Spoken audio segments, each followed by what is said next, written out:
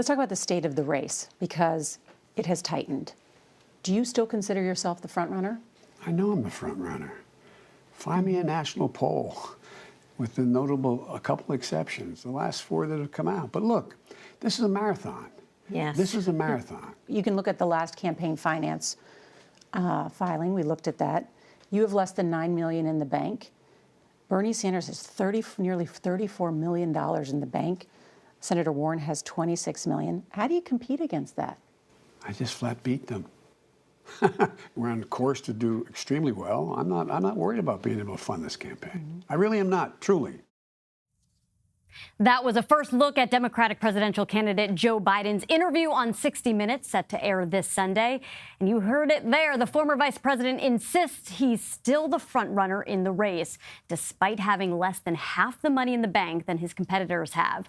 In a wide-ranging interview, Biden also told CBS Evening News anchor Norah O'Donnell that his children will not have offices in the White House. He also said it's improper for the president to have his children sitting in on cabinet meetings.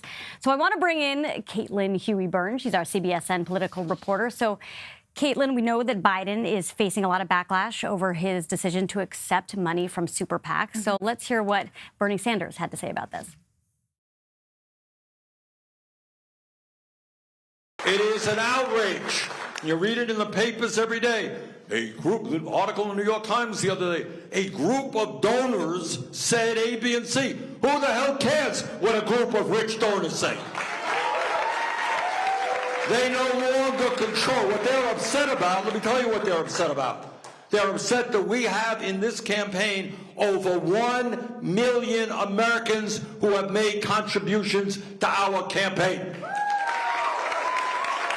So how does the Biden campaign defend itself from this? Right. Well, the campaign has been saying, look, the former vice president still supports overturning Citizens United, which led, of course, to the impact of super PACs, and that he will work to kind of fight big money in politics. But he doesn't want to disarm against Donald Trump, who we know, in conjunction with the RNC, has raised a ton of money. And so they're trying to kind of spin this as, look, this is something that we just has to be done, and we're not going to because we're hurting for cash kind of thing. But that's the important thing here, is because we look at the cash numbers that these campaigns have on hand. You have Bernie Sanders, Elizabeth Warren, and even Pete Buttigieg having more cash on hand than the former Vice President Biden. So that is, I think, this was a message to outside groups that even though they can't coordinate, that they're going to need this kind of support. Caitlin, what do you think Elizabeth Warren is going to say about this? Well, she has already been tweeting about this, not using Biden's name, but saying that it was disappointing, to use her terms, that someone would reverse course on this. And a big sticking point of her campaign has been getting big money out of politics. Remember, she's not been holding fundraisers, big fundraisers. She's been really focused on the grassroots. I can say after spending about 3 days with her on the road in Iowa, the biggest applause line that she gets is her call to overturn Citizens United. So this is something that at least base party voters seem to really care about, or at least are animated by.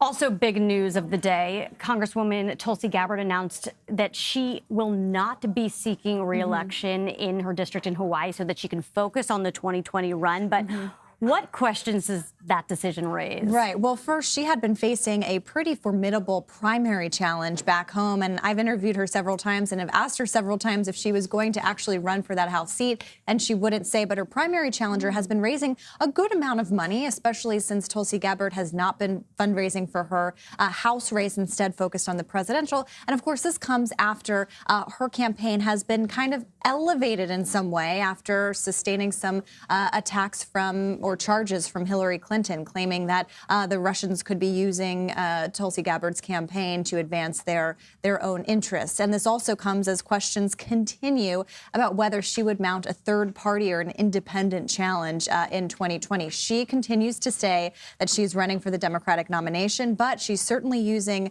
these attacks from Hillary Clinton to try to promote her own presidential campaign. It would be a reversal from everything she said if she does decide to run as a third-party candidate. Right. And today we learned that in December, the DNC is raising the stakes to qualify for the debate. Candidates will need more unique donors. They'll need a higher polling threshold. So who do you think will qualify? Well, that remains to be seen. But what I'm looking at is who is kind of at the risk of not qualifying. So someone like a Julian Castro or a Beto O'Rourke, who are trying to keep their campaigns afloat. You heard from Julian Castro earlier this week saying that if they didn't raise $800,000 by the end of this month, that he'll have to abandon his campaign.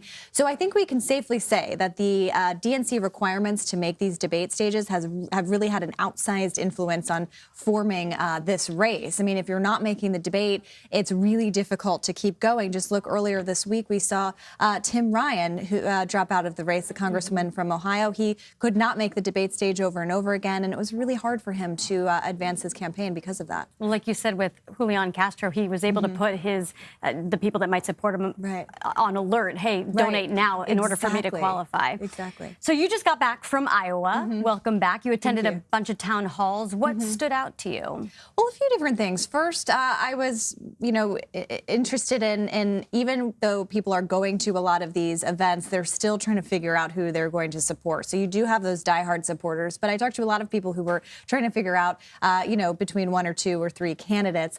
It was also interesting to see that nobody really was talking about impeachment at all. The candidates weren't talking about it. The voters weren't asking about it at these town halls and when we spoke to them afterwards. And I think that reflects a few different things. First, I think they know where the candidates stand on impeachment. But second, and probably most importantly, when voters are going to these events and have that opportunity for FaceTime with the candidates, they really want to talk about issues that affect their own personal bottom line. So you heard a lot of questions about health care, about climate change, especially in Iowa and how it affects farming, and, just issues, education, things that are really affecting people. So it was interesting to see while impeachment has been kind of covering over everything, it really isn't resonating that firmly on the ground yet. Well, Caitlin Huey-Burns, thank you so much for joining us. It's always good to see you. Thank you. And a reminder that you can watch Norah O'Donnell's interview with Joe Biden and his wife Jill this Sunday night on 60 Minutes at 7:30 p.m. Eastern on CBS.